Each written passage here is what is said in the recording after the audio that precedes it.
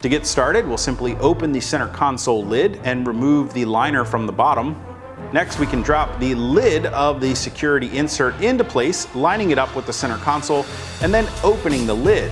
Next, we can drop each of the vertical supports down through the lid, align them with the side, and push them into place. Pay special attention that you're aligning the notch with the vertical support with the notch on the lid. That's the pass-through for your USB cables. Go ahead and grab the 4 provided acorn nuts and secure them to the welded studs on the underside of the lid. You can use the provided wrench or a small ratchet to speed up the process. Now finally, we need to install 4 self-tapping screws through the bottom plate of the vertical support into the center console. Because this is just a plastic center console, a regular screwdriver should work just fine, allowing you to push these screws right into place. With the screws installed, finally we can reinstall that liner in the bottom of our center console, and that completes the install of your Black Horse Off-Road center console security insert.